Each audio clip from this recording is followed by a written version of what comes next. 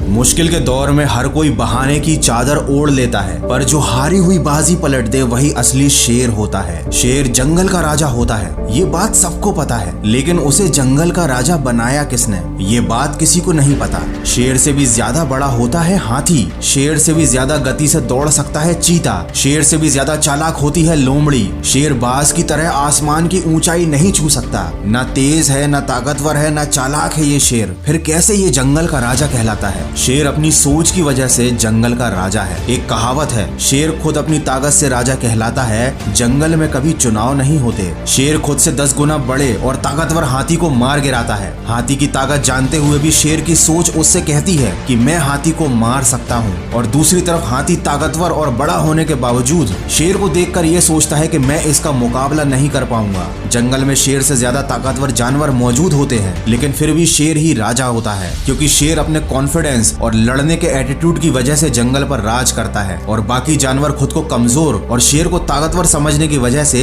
शेर से नहीं जीत पाते। याद रखना, अगर आप में काम को लेकर ऐसा एटीट्यूड और कॉन्फिडेंस है कि मैं इस काम को कर ही लूंगा, तो आपको दुनिया की कोई भी ताकत जीतने से नहीं रोक सकती। अगर शेर की तरह जीना है तो सबसे पहले उसकी तरह निडर बनना सीखो। याद रखना, बलि हमेशा बकरे की दी जाती है, शेर की नहीं। वो जंगल का राजा इसलिए है क्योंकि वह मानता है, उसके मानने के कारण ही वो जंगल का राजा बना हुआ है। वो अंदर से इस बात को महसूस करता है, जिस दिन वह खुद को राजा मानना बंद कर देगा, उस दिन वो जंगल का राजा नहीं रहेगा। हमारे जीवन में भी सुबह उठने से लेकर रात को सोने तक पूरे दिन हमारा खुद पर यकीन ही हमारे दिन को संचालित करता है। हम परिस्थितियों के सामने हार ना मानकर उनसे लड़ते हैं या उनके खिलाफ हार मानकर चुपचाप समर्पण कर देते हैं। ये इस बात पर निर्भर करता है कि हम खुद पर कितना यकीन करते हैं। जिन लोगों को अपने आप पर अटूट विश्वास होता है, वो विपरीत परिस्थितियों में 2-4 कदम पीछे जाने से नहीं हिचकते। वे कदम पीछे हटाने में जरा भी नहीं घबराते, क्योंकि वो जानते हैं कि परिस्थितियों के अनुकूल होते ही वो बहुत तेजी से आगे बढ़ेंगे।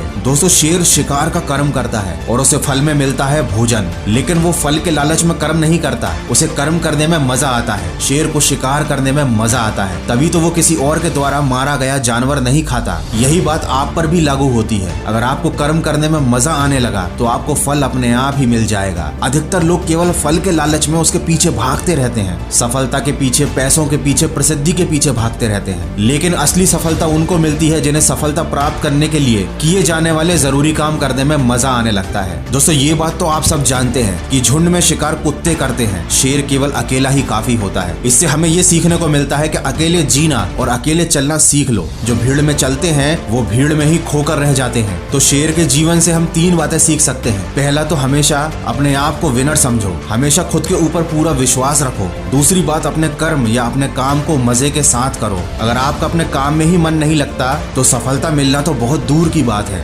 गीता में भी कहा गया है, कर्म करो, फल की आशा मत रखो। और तीसरी बात, अपनी सफलता की राह पर अकेले चलना सीख लो, किसी के सहारे की उम्मीद मत करो। किसी ने क्या खूब कहा है, जीता तो सिर्फ शेर है, बाकी सब मिट्टी के ढेर है। नहीं हुई अभी देर है, तू भी अंदर से एक शेर है। आशा करता हूँ इस वीडियो से आपको कुछ सीखने को जरूर मिला होगा। अगर ऐसा है तो इसको शेयर जरूर करना और सकारात्मक सोच के साथ अपने लक्ष्य की तरफ बढ़ते रहना। मैं मिलूंगा आपसे अगले वीडियो में, जो आपके जीवन में सकारात्मक ऊर्जा को भर दे और आपको दिखाए एक सही दिशा। सुनते रहिए मन की